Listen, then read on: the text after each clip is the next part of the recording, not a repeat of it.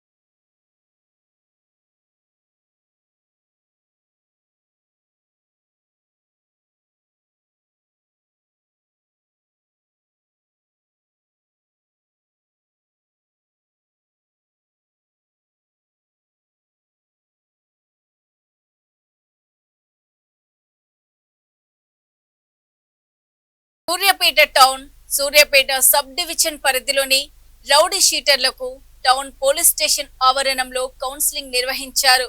ఈ సందర్భంగా SP K Narasimha మాట్లాడుతూ గడిచిన 10 ఏళ్లుగా ఎలాంటి నేర చరిత్ర లేకుండా సమాజంలో మంచి ప్రవర్తనతో మెలిగే వారి షీట్లపై పునరాలోచన చేస్తామని అన్నారు. ఎవరైనా నేరాలకు పాల్పడినా అలజడులు సృష్టించినా పీడీ యాక్ట్ కింద కఠిన చర్యలు తీసుకుంటామని హెచ్చరించారు. ఈ కార్యక్రమంలో డీఎస్పీ ప్రసన్న కుమార్, సిఐ వెంకట్, ఎస్ఐలు సాయిరాం, శివతేజ, ఏడుకొండలు పాల్గొన్నారు.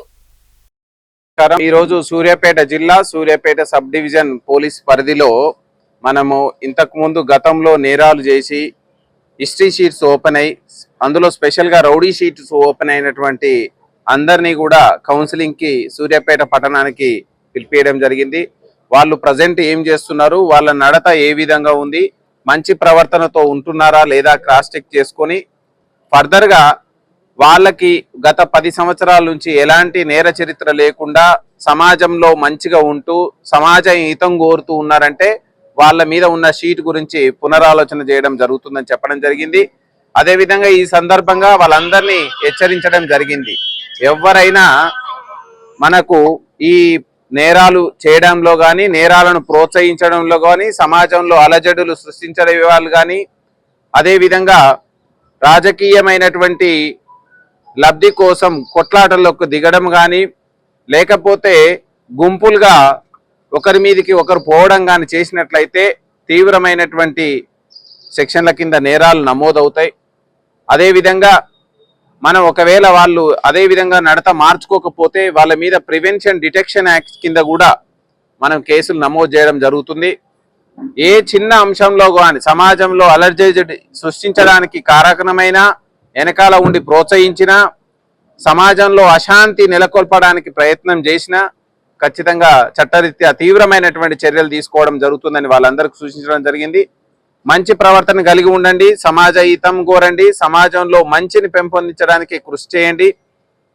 అప్పుడు పోలీస్ డిపార్ట్మెంట్ ఖచ్చితంగా మీ మీద నమోదైన షీట్ని ఖచ్చితంగా పునఃపరిశీలించి ఖచ్చితంగా దాని మీద నిర్ణయం తీసుకోవడం జరుగుతుంది. దీంట్లో ఎలాంటి పైరవులకి ఎలాంటి తావు లేకుండా అందరికీ సామాన్యం నుంచి అందులో ఉన్న పెద్ద మనిషి తరా వరకు కూడా యూనిఫామ్ పాలసీని మనం తీసుకొని ఎట్టి పరిస్థితుల్లోనూ వీళ్ళందరూ కూడా సమాజంలో మంచి చేయాలా, అదేవిధంగా యువతకి నెక్స్ట్ వచ్చే జనరేషన్స్ కూడా మంచి చేయాలని సూచించడం జరిగింది. వరంగల్ గ్రే మార్కెట్ లో అరుదైన 2 తలల పాములను విక్రయించేందుకు ప్రయత్నించిన వ్యక్తిని హైదరాబాద్ జోనల్ యూనిట్ అధికారులు పట్టుకున్నారు. పక్కా సమాచారంతో డిఆర్ఐ అధికారులు డెకాయ్ ఆపరేషన్ నిర్వహించి నిందితుడిని అదుపులోకి తీసుకున్నారు. నిందితుడి సంచిని తనిఖీ చేయగా అందులో 2 తలలున్న 2 పాములు సజీవంగా లభ్యమయ్యాయి. పట్టుబడిన వ్యక్తితో పాటు స్వాధీనం చేసుకున్న 2 పాములను డిఆర్ఐ అధికారులు వరంగల్ ఫారెస్ట్ రేంజ్ ఆఫీసర్ కు అప్పగించారు.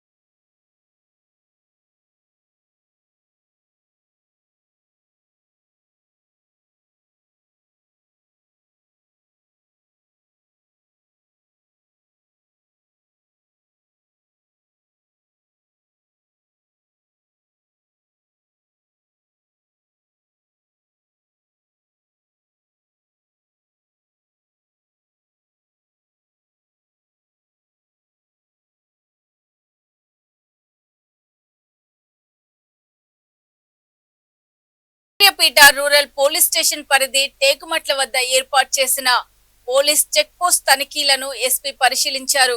లాఠీ పట్టి సిబ్బందితో కలిసి వాహన తనిఖీలు చేశారు. సిబ్బంది వ్యక్తిగత ఆరోగ్యం పట్ల జాగ్రత్తలు తీసుకుంటూ సామాన్య ప్రయాణికులకు ఇబ్బంది కలగకుండా ప్రతి ట్రాన్స్పోర్ట్ వాహనం క్షుణ్ణంగా తనిఖీలు చేయాలని సిబ్బందికి సూచించారు. చెక్ పోస్ట్ వద్ద సిబ్బంది కనీస అవసరాలను అందుబాటులో ఉంచాలని సంబంధిత అధికారులకు సూచించారు. అక్రమ రవాణా నిర్మూలన కోసం చెక్ పోస్టులను ఏర్పాటు చేయడం జరిగిందని, రహదారులపై 24 గంటలు క్షుణ్ణంగా తనిఖీలు నిర్వహిస్తున్నామని అన్నారు.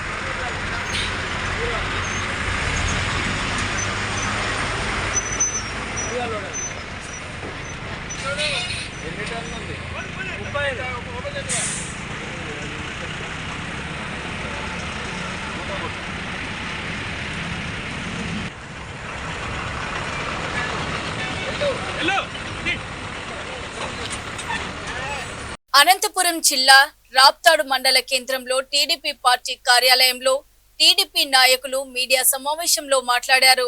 ఆయిల్ సంస్థలు పెంచిన పెట్రోల్, డీజిల్ ధరల పెంపుపై మాజీ ఎమ్మెల్యే తోపుదుర్తి ప్రకాష్ రెడ్డి తన రాజకీయ స్వలాభం కోసం రాప్తాడు ఎంఆర్ఓ ఆఫీస్ వద్ద ధర్నా కార్యక్రమం నిర్వహించారని, ప్రజల్లో గుర్తింపు రావడం కోసం ఎమ్మెల్యే పరిటాల సునీతపై బురద చల్లే వ్యాఖ్యలను మానుకోవాలని టీడీపీ నాయకులు హెచ్చరించారు.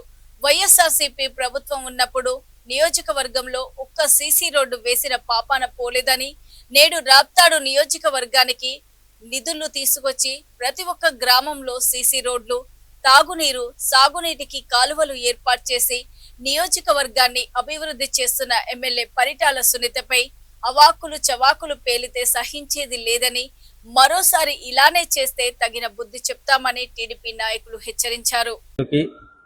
మండల నాయకులకి, రాష్ట్ర ప్రజలకి, రాప్తాడు నియోజకవర్గం ప్రజలకి అందరికీ మా ధన్యవాదములు. ఈరోజు మన మాజీ ఎమ్మెల్యే ప్రకాష్ రెడ్డి అయిన వ్యక్తి ఈరోజు మాట్లాడుతున్నాడు. ఆయన పేరు ప్రకాష్ రెడ్డి కాదు, అబద్ధాల రెడ్డి. అంటే ఈ నియోజకవర్గంలో ఈయనకి అబద్ధాలు చెప్పేటివి ఎక్కువ వస్తాయి. అయ్యా ప్రకాష్ రెడ్డి గారు, నువ్వు 5 ఏళ్ళలో ఏం చేసినావని చెప్పి ఈరోజు డీజిల్ మీద ధర్నా పెట్టినావు, అది మాకు సమాధానం చెప్పాలా. ఈరోజు డీజిల్ రేట్లు ఎక్కినాయంటున్నావు, ఎక్కడ ఎక్కినాయి? ఈరోజు రాష్ట్ర సంపద కోసము మా చంద్రబాబు నాయుడు గారు, అక్కడ నరేంద్ర మోడీ గారు రాష్ట్రము దివాలా ఎత్తుతున్నాయని చెప్పి ఈరోజు సంపద సృష్టించే దానికోసము ఈరోజు మా నాయకులు పెట్రోలు డీజిలు ఎక్కడం అనేది తప్పు అని చెప్పడం జరిగింది. అయ్యా ప్రకాష్ రెడ్డి గారు, నువ్వు సొంత ఊరికి రోడ్డు వేయలేని వ్యక్తి ఈరోజు వచ్చి రాష్ట్రాల్లో నువ్వు ధర్నా పెడితే మొత్తం స్టేట్ వైడ్ అంతా నవ్వుతున్నారయ్యా ప్రకాష్ రెడ్డి. ఈయన రెడ్డి అనే వ్యక్తి ఏమి చేసినాడు రాప్తాడు నియోజకవర్గంలో ఈరోజు ఇక్కడ ధర్నా పెట్టినాడో ఈరోజు రాప్తాడు ప్రజలందరికీ నువ్వు చెప్పాలా. ఈయన రెడ్డి గారు అవినీతిలో ఎక్కువ అని ఈరోజు మేము చెప్పడం జరుగుతుంది. అదే రాష్ట్రంలో జరుగుతున్నటువన్నీ నీకు తెలియదా? మేము ఆ రోజు ఏమి హామీలు చెప్పినామో ఆ హామీలు ఈరోజు నెరవేర్చుతంటే అది నువ్వు మీ జగన్మోహన్ రెడ్డి చూసి ఓరవలేక ఈరోజు తప్పుడు ప్రచారం చేయడం జరుగుతుంది. ఇలాంటివన్నీ రాబోయే రోజుల్లో ఇట్లే చేస్తే నీకు తగిన బుద్ధే చెప్పే కాలం దగ్గరలో ఉందని చెప్పి నేను ప్రకాష్ రెడ్డి గారికి చెప్తాండా. అయ్యా ప్రకాష్ రెడ్డి గారు, ఈ రాప్తాడు నియోజకవర్గంలో నీ అన్నాదమ్ములు మొత్తం టోటల్గా ప్రజల్ని పీడించి పిప్పి చేసినారని చెప్పి ఈ మీడియా ముఖంగా నేను చెప్తాండా.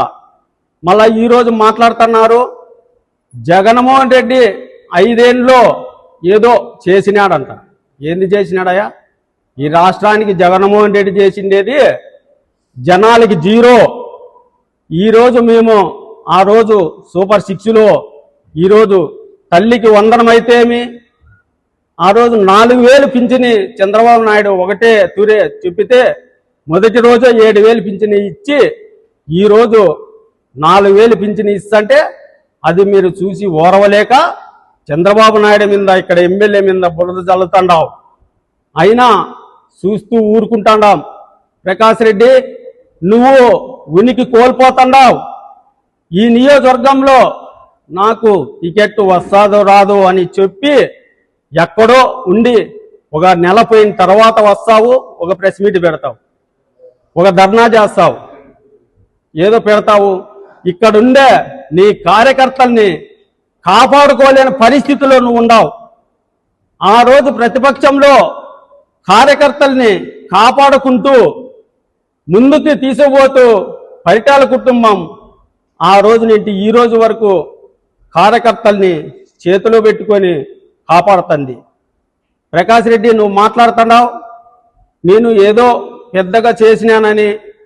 ఎంతో మందిని నువ్వు దుర్మార్గంగా అమ్మడైన పెట్టి 1000 కోట్ల డబ్బులు వసూలు చేయలేదా? అవన్నీ తెలుసు. ఈరోజు నువ్వు ప్రజలకు చెవుల్లో పూలు పెడుతున్నావు. ఆ పూలు ఎవరు పెట్టించుకునే దానికి సాధ్యంగా లేరు. మళ్ళా రాష్ట్రంలో జగన్మోహన్ రెడ్డి ఖచ్చితంగా 29లో నువ్వేదో గొప్పగా మీ నాయకులు కొంతమంది కానీ మాట్లాడుతున్నారు. మన పేరం నాని కానీ మన ఇంకోగానైనా గుడివాడ ఆయన కానీ మాట్లాడినాడు. 2029లో మళ్ళా రిపీట్ అవుతుంది. లోకేష్ బాబు నాయకత్వంలో మళ్ళా 2029లో టీడీపీ గవర్నమెంట్ వస్తాదని చెప్పి ఇప్పుడే నీకు సవాల్ ఇస్తున్నా, స్వీకరించు. నువ్వేదో గొప్పగా చెప్తున్నావు మళ్ళా మా జగన్మోహన్ రెడ్డి వస్తాడని. జగన్మోహన్ రెడ్డి వచ్చేది కళ. ఈ రాష్ట్రంలో ప్రజలంతా గమనిస్తున్నారు. చంద్రబాబు నాయుడు ఏం చేసినాడు, మన జగన్మోహన్ రెడ్డి ఏం చేసినాడు, నువ్వేం చేసినావో, పైటాల చింతమక్క ఏం చేసిందో ప్రజలందరికీ తెలుసు. అదంతా గుర్తులు పెట్టుకొని మంచిగా మాట్లాడితే మేము గౌరవిస్తాం. లేదంటే చెడ్డగా వచ్చినావంటే దేనికైనా సిద్ధంగా ఉంటామని చెప్పి ఈ మీడియా ముత్రంగా సెలవు తీసుకుంటున్నా. చూస్తూనే ఉండండి V3 న్యూస్, లక్ష్యం సమాజహితం. నమస్తే.